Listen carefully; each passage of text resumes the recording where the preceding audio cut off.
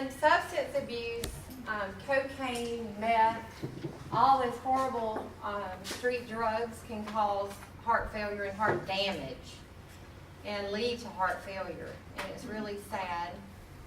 And I think it should make sense to you that extreme obesity over time works the heart too hard.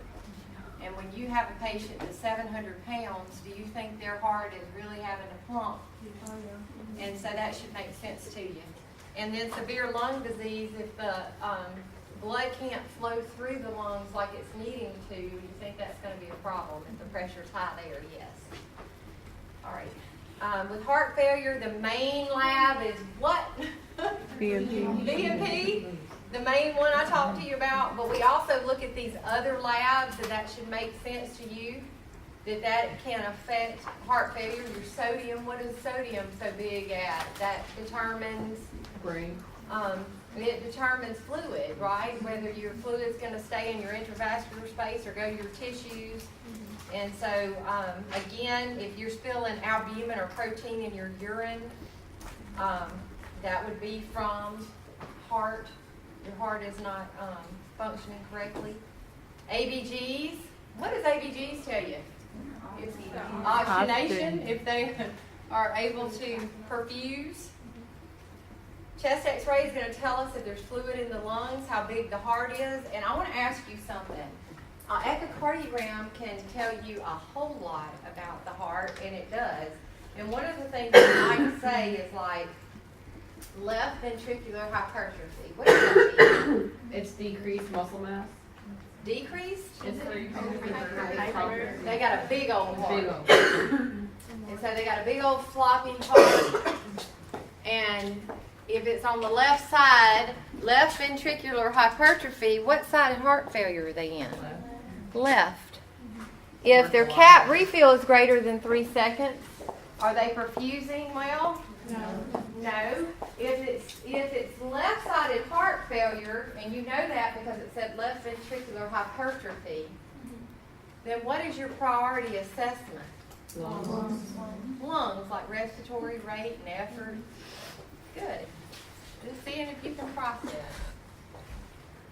All right, so the best diagnostic tool in heart failure is your echo, because your echo shows you the size, shape, function, motion. You can see all the valves. An echocardiogram is just wonderful because it's non-invasive. Of course, your ECG or EKG is going to show you the electrical activity. And that invasive hemodynamic monitoring is fabulous.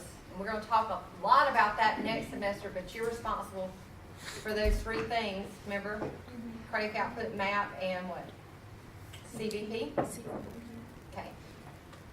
So, with heart failure, it is so important that you understand that if your patient has an exacerbation or is in acute heart failure, you can't get them up and push them. If they can't hardly breathe to talk, you better give them a bedpan. If you push them to try to use that bedside commode, you're going to kill them. And are they going to, really, they can have a life-threatening dysrhythmia if you push that hard. So understand that we'll let them use that bedside commode once we get them managed with Lasix, furosemide, what y'all call it, and medicine, and they're doing better. And now there's other teaching that I wrote up here on the board that y'all sometimes forget. So when do we report how much fluid is too much overnight? 2 pounds. Yep. So it's okay. I mean, no more than 2 overnight. How much in a week? 3. You got to know that. 3 in a week. 3 in a week. How much in 2 weeks? It's not a trick. I couldn't help myself. Sorry. 6. That would be 6. Considering that we couldn't divide 3 into 130, thought we should try that. I don't like math either, but we have to do it. All right. You're like, just give me my phone. All right. So we talk about how much weight is too much. You need to know that. I wrote it on the board. How much fluid, if someone has heart failure, true heart failure, significant heart failure, how much fluid should they have a day? brought this in here, I stole this, I reallocated the resource from the break room. I don't even know who this is, but I wanted to give you a visual for you visual learners. They're on fluid restriction. They are on fluid restriction, and how much fluid restriction? 2 liters. 2 liters. And I did home health for 3 weeks, so I am the expert, let me tell you. And I had more fun, but I never went home when I worked home health. So I don't have the personality for it. I had more fun teaching heart failure patients about fluid restrictions. And they would go, I don't know what you're talking about when you say 2 liters. And I'm like, you're lying. And they go, and I've already established a relationship, so I can say that. You know, I've been doing it for 3 weeks. But anyway, How many times overnight? I can't see it. 1 to 2, so it's 2 is the max. So look, but you're gonna report that. If they're doing 2 pounds in one day, that'd be something you want to tell somebody. Especially if it's more than that, and usually it is, unfortunately. So you report all of that? Yeah, it's too much. Yeah, if they've got more than 3 pounds in a week, it's too much. Okay? More than 3 pounds. Okay, listen. Let me tell you what I used to do. I'd say, you lie, and I go, what is that over there on your counter? And what do they say? A 2 liter Coke. And you don't know what 2 liters is. And so then I would go, do you have a funnel? And they go, a funnel? My husband might have one. I said, we're going to get you one. I'm going to bring you one. I can get them at the dollar store. So I take a funnel. I empty out. I said, when that gets empty, you save it. And I get a funnel. And I say, every time you drink something, I want you to take whatever you drank that out of, put water in it, and pour it into this empty bottle. And you're going to see when you're getting close to where you can't have nothing else today. And you're going to do it just like this. And when I come back next week, I bet you we're not having to call the doctor to get you extra medicine. If you follow those directions, we're gonna be good. So this is how you teach people, because they'll say, I don't know what 2 liters is. And you go, well, what is that? And then some of them don't have that, so I would bring an empty one to their house. And I would bring them a little funnel. And I would say, every time you drink something, you pour the exact amount that you drank in there. And when you're getting close, you know you ain't gonna have no more tonight. All right? So do you understand why you have to do stuff like that? Mm-hmm. So you're going to teach them to do daily weight, correct?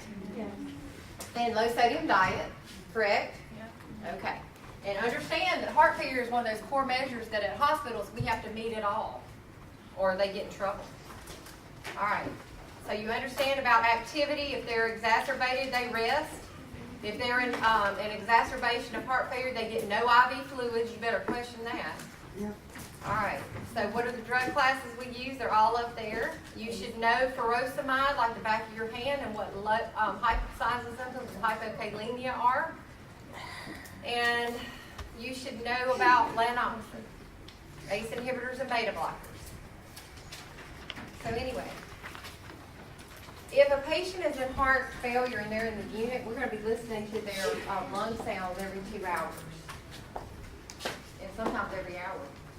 And if they're getting better, then their crackles, they're getting better, they should be diminishing, right? So they should be going back down if they were up high. Do y'all understand that? Do y'all understand? All right. So again, we want their O2 sat greater than 90. And if they're not, they can't breathe because there's so much fluid in their lungs. Let's say your patient went into pulmonary edema. Then they're going to end up on a ventilator, and you're going to learn about ventilators in level 4, and they can put a high pressure on their ventilator to push the fluid out of their lungs. Isn't that cool? Okay. So we're going to give meds if they're in heart failure. We're going to do a lot of education, hint. And we got to monitor whether the meds are working or not. And then we'll drop that special line in the patient, and we can tell whether our meds are working. All right, so there's some information on digoxin. You should be able to teach that. You've had that forever, and some more information on digoxin. month. Wonder why that's there. All right, decrease in fatigue and weakness. On every care plan on a heart failure patient, you should have allow for frequent rest periods. Does that make sense? Do y'all understand that? Allow for frequent rest and progressive activity. Remember we talked about pulmonary edema? Look at this. It's everything we talked about, isn't it? If your patient's not on a specialized cardiac unit and they go into pulmonary edema, they're probably going to go to the unit or a specialized cardiac unit to manage it, unless the nurse is just super cool on that unit and know how to manage this without freaking out. All right. There's some information on diuretics. Furosemide is a loop diuretic. Hydrochlorothiazide is a thiazide diuretic. What is spironolactone? Potassium Potassium sparing. sparing. Very good. All right, just checking. So how do you know the heart failure's getting worse? There's all the ways you know it. What's awakening at night? When they start awakening at night, suffocating called? Paroxysmal, nocturnal, dyspnea. Y'all remember that? No. It's level 2. I'm fixing to put my lip out. When they go to bed at night and they have heart failure, what they do is all their fluid from their extremities start coming back up to their heart. The heart can't handle it. And so it kind of puts them in a flash, a little bit of, they suffocate when they're laying down. And so they'll have to jump up or walk to get better. Yeah, it's interesting. Okay. I'm not doing the case studies. We don't have time for all that. Y'all can go through them. If you don't know the answers, I'll be glad to give them to you. It's not necessary. All right. Everybody take a deep breath. Because we're fixing to hit it. So let me tell you first what we're going to hit. I'm going to hit the real high points, and then I'm going to come back when we come back and make sure you got them. Okay? Because I know it's Friday and your brain is like mush. It's gone. So let me at least tell you about the atrial rhythms that you are most responsible for. And that way, if you're studying this weekend, you'll know where to concentrate. Is that fair? Yes. Okay. So we're talking about electrical conduction of the heart. So what you're seeing on the EKG strip. And you learned, hopefully, in LPN school or last semester what the normal rhythm is, normal sinus rhythm. And you know you have to be married to normal before you can recognize something that's abnormal. So this semester we're going to do atrial dysrhythmias, and there's a bunch of them, but we're not going to concentrate on a bunch of them. I'm going to show them to you, but I'm not focusing hard on them. So the ones you're responsible for, first one's not even a rhythm. It is an ectopic beat coming from the atria. Ectopic means outside the normal conduction, called PACs, premature atrial contractions. Can you say that one more? Premature atrial contractions. Sounds like a woman in labor to me. All right. Y'all ready? Okay. Where is that irritated site coming from? Where does it tell you it's coming from? The atrium. Okay. We just talked about heart failure, didn't we? So in heart failure, you got a lot of blood pouring into your atria. And it's stretching it, right? Could that cause irritation in that atrial tissue? So one of the causes of PACs is what? Fluid overload. Now the most common cause of PACs, which is hilarious, I should just say nursing school. Coffee, caffeine, and nicotine, and stimulant stuff. So that's why I said I should just say nursing school. The other stuff is like anxiety, and all this is on these slides, I'm sure, but I'm telling you this to say the most common thing you're going to see a lot of there's a couple of things. PACs, if your heart is normal or regular or is healthy, PACs mean absolutely nothing, okay? But if you continue doing stackers or you continue doing diet stuff and caffeine, they're going to continue. And they can lead to something else, is what I want you to understand. So when we see PACs and they're pretty frequent, we go to the patient, we go, are you in nursing school? No, I'm kidding. We say, how much caffeine do you drink? How much coffee have you drank? Are you taking any sinus medicine or something I don't know about? We teach people with PACs to abstain. What does that mean? Stay away from. Caffeine, nicotine, and stimulants. And typically it's funny because they'll kind of start subsiding and they'll go, oh, no, I don't do none of that. You know, when their coffee's sitting over there. No. But they go away after you teach them. And so, because what have they done? Eliminated the cause. So with PACs, you treat the cause. So I told you another thing that causes PACs is anxiety. So if you've got a patient fixing to go to surgery and they're scared to death, give them something for their anxiety. And one of the first things they like to give them at some surgery centers, which cracks me up, is Versed. They're like, how about a fast-acting Valium IV? We can fix your problem right now.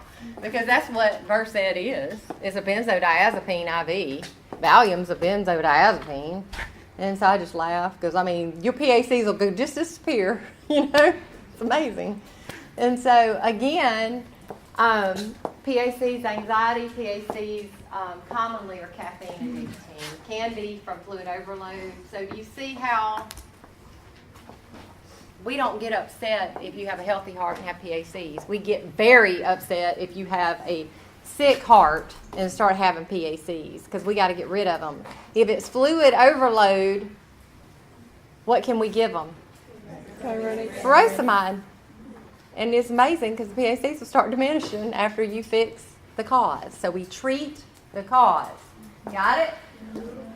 Okay, the next one, most common chronic arrhythmia. Most common chronic arrhythmia.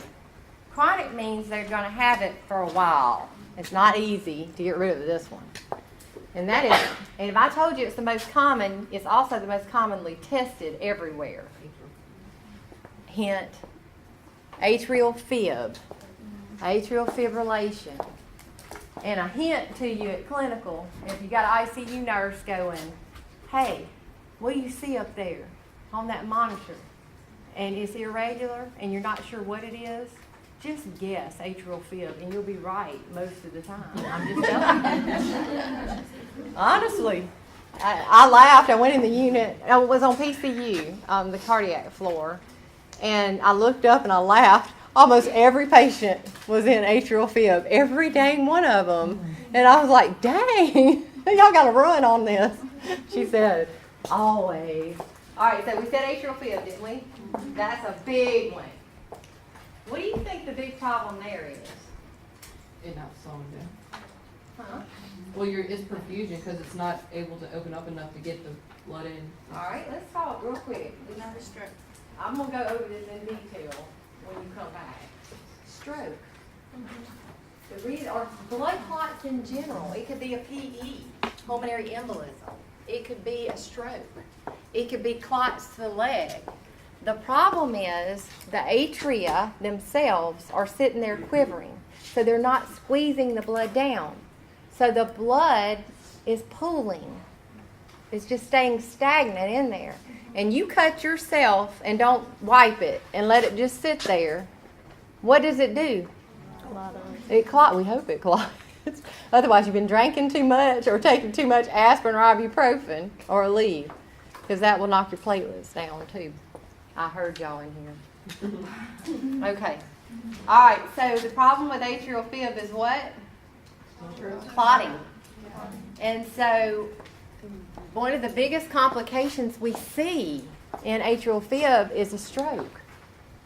because if it's untreated and nobody wants to go get treated, then they'll throw clots. And just according to where the clots go from the heart, what damage you get, right?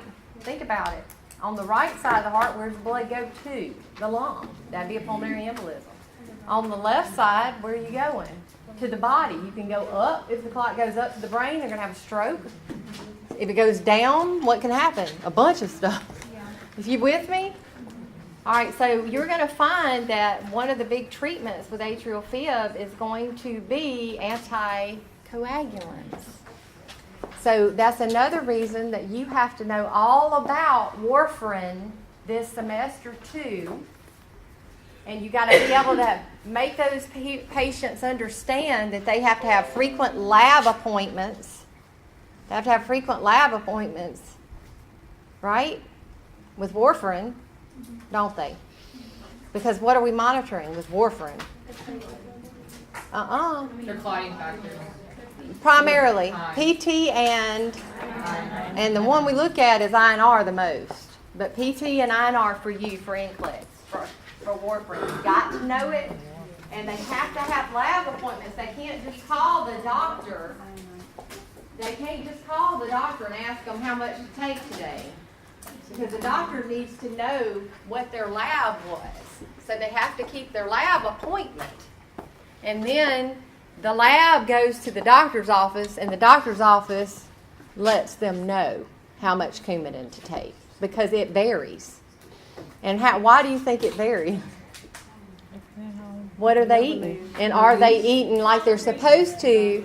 We're supposed to teach patients to be consistent. If you're going to eat leafy greens, you need to eat them routinely. If you're not going to eat them, don't eat them. Does that make sense? Because we're trying to prevent all the ups and downs. We want to keep their blood at a good level where it's not going to form clots and they're going to have a stroke, right? So that's the whole reason for the warfarin, is to prevent the blood clotting, because we can't get the atrial fib controlled or knocked out. They're going to live in atrial fib, some people. And they call it chronic atrial fib. And they live in it. And there's no big deal. We don't get freaked out when somebody's in atrial fib. We get freaked out if somebody's in atrial fib with rapid ventricular response. And that's the diagnosis they're given. And all that means is their rate's above 100. And now let's talk about something and why that's a problem. Their heart rate? Yeah, why their heart rate's a problem. Why we get upset when a person in atrial fib has a high heart rate. All right, well, that's a good point, but look at it like this. Ordinarily, what is supposed to happen is your atria are up here and your ventricles are down here. And your atria is supposed to contract blood after it spills down, contracts, and then the ventricles do what? Contract, and they're in sync, right? Well, in atrial fib, there's no atrial contraction. So you've already lost about 30% of your cardiac output already, just because you're in atrial fib. Now, speed this up. And so, are they losing even more cardiac output? Does that mean they're losing perfusion? They start to feel bad because they don't have good cardiac output. And if their body's not getting oxygenated, is their heart getting all the oxygen that it needs? Mm-hmm. There's no time, because remember, the heart gets its blood supply from the coronary arteries during diastole. So if you increase the rate, how long is diastole? So does that make sense? So in atrial fib, they're losing their cardiac output. If their rate goes up, they're losing their cardiac output anyway. And your body is pretty good at compensating a little bit. But if you bring the rate up, you've lost a lot, too much. Is that what they call Vitiated? No. We're going to cover that next one, and that's fun. What'd you say? We all like to take care of dead bodies in theory, but when it happens, I don't know where y'all go. I'll be standing there and I'm like, Where are y'all? Why am I the one here? You know, the first one on the scene. I'm like, I'm older than all you students, and I done made it to the room before every one of y'all. You know why? In theory, this is fun, but in the real world, you're like, that's a dead body. You know, I get it. I was like that too for a long time. Look, Kelsey's not. She's just me. It's Right. really funny, actually, because that's what we have to do. We have to do postmortem, and like I always get like. when Well, they- I'm gonna save them. What are you talking about, So we postmortem? do postmortem, so we extubate. I had an EMT. Where do you work? I won't go there. I'm teasing. I'm teasing. I had an EMT student extubate a patient, and he had no idea what he was doing, and it was hilarious to see his face with extubate him.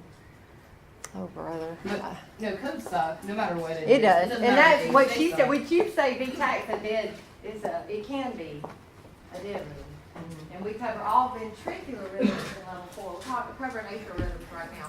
Which one did I tell you to look real hard at? We're talking about atrial fib. So let's talk about atrial fib just a little bit, and then I'm gonna show it to you and explain it to you when you come back. Okay?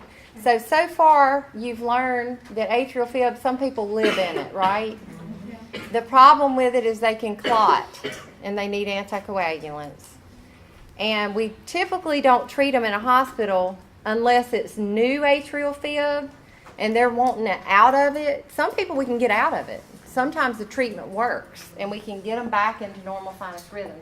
So that's when we're treating them in a hospital, is it's new and we're going to see if we can get them out of it. The other reason we see them in the hospital is because their heart rate goes up and they can't tolerate it. And so we have to treat them to get their heart rate back down and try to figure out why that's happening. Does that make sense? Okay. It's the most common chronic arrhythmia. Make sure you know that. Atrial fib. And the other one that we're going to look at briefly, and it's not even in your book, and I don't know why. We teach it in the hospital. We see it in the hospital. It's atrial flutter. And it's on the PowerPoint, and I'm going to show it to you because I want you to know what you're doing out in the hospital. Atrial flutter. And let me tell you about atrial flutter. The first word when you're classifying rhythms is where the impulse originates from. So it's coming from the atria. And the second word is the type of cardiac activity. So flutter. So instead of fibrillating, the atria is fluttering. So it's regular rhythm. It's real interesting when I show it to you. But this one, atrial flutter, is the most short-lived arrhythmia that you can have. If someone's in atrial flutter more than 24 hours, that's not common. It can happen. I've seen it, but it's not common. Typically, if they're in atrial flutter, they're going to go into atrial fib. Okay? Or they're going to revert back to sinus rhythm. Very interesting. All right? So those are the three main ones. I'm going to introduce you to junctional rhythms. Do y'all remember that the AV node is second in line to the SA node? Do y'all remember that? Mm-hmm. And we said that the SA node paced the heart 60 to 100 and the AV node could only do 40 to 60. Do y'all remember that? Well, we found out that the pacer cells are not really in the AV node. They're in the junction, the AV junction. And that's why they call what we used to call nodal rhythms is now called junctional rhythms. And the reason I tell you that is there are old nurses and old doctors that still call them nodal rhythms, and you'll be going, what? And they're talking about the same thing, okay? So if you ever see a junctional rhythm, understand that something has happened to that patient's sinus node, and you got to tell somebody, okay? Because why is now the junction pacing the heart, okay? They can bring it And down. so I'm just gonna show you that, and I'm just telling you this because I want you to be a good nurse. And also, we had an event at one of the hospitals to where a night shift nurse didn't want to call a doctor in the middle of the night. The patient went into a junctional rhythm. He went and assessed her, and her blood pressure was fine. She said, "Honey, I'm fine. Ain't nothing wrong with me." But she had diabetes, kidney disease, and everything else. She probably couldn't feel if anything was wrong with her. And so he felt like, this nurse felt like he could wait until about 6:30 to call the doctor. And this happened at like 1 something in the morning. And so this lady had had an MI in the night. It wasn't a good thing. And so he didn't remember that from his learning. He was a newer nurse. So I have made it my practice to say, no, I don't expect you to really know that's junctional rhythm. But darn it, if the telemetry tech tells you somebody's in a junctional rhythm and it's new, you need to call your supervisor and then call the doctor. Does that make sense? It is significant, is what I want you to know from me to you. All right. Now, and you see a junctional rhythm commonly after a code. It's interesting. So where do you think the damage was? The SA note. All right. So the other one I'm just going to introduce you to, and we will cover next semester hot and heavy, but I'm introducing it to you this semester because the location is in the atria. There's an umbrella term that I'm going to teach you called supra, means above, ventricular tachycardia, SVT, SVT. S is in Sam, V is in Victor, T is in Tom. It's called SVT, and that's a big old term. And all that means is the patient is having a tachycardia that is coming from above the ventricles. It has taken over, pacing the heart. That irritable site has taken over. Whoever can pace the patient's heart the fastest is in control. And who is that supposed to be? SA note. SA note. But if you irritate a part of your heart good enough, that irritated site says, I got this, I got this, I got this, and it overdrives the SA node. And if you're going about 200 a minute, your heart is that a problem? Mm-hmm. Do you, even you, lose your cardiac output if that happens? Mm-hmm. Yes, and this commonly happens to young females. And it used to happen to me all the time when I was a new nurse, and my lips would start turning blue, and they go, what's wrong with you? And I go, it's okay. My heart's running away from me. They making me work night shift, and I'm on about my 5th cup of coffee. You know, they're like, you got to stop that. And so I would bear down like I'm having a bowel movement sometimes. When I have stomach issues, I couldn't. So here's what I do when I couldn't. When that was happening to me, I did what kids do. Squat. It increases the pressure in your chest and can help you get out of SVT. And so it's like a vagal. You need do a vagal maneuver, because when we do a vagal maneuver, acetylcholine is released. Okay, and what is that? That's our brakes. So what are we trying to do in SVT? You're trying to Drop it. slow the heart. And some people will cough to try to make it stop. If you're in it for too long, you need treatment. And so my heart was healthy at the time, so I didn't let it bother me much until they told me how bad I looked, and I don't like looking bad.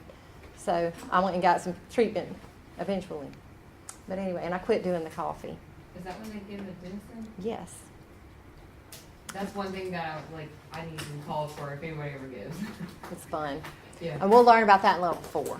I'm just going to introduce you to it. So what are the ones you need to look at this weekend? PACs, atrial fib, atrial flow. Okay, in that order. And the most common one's the one that's mostly tested, right? Okay. I know better than to start looking at these dysrhythmia slides today. Y'all wouldn't remember a word I said. And so we'll do that when I come back. We'll go through that, and then we're going to knock out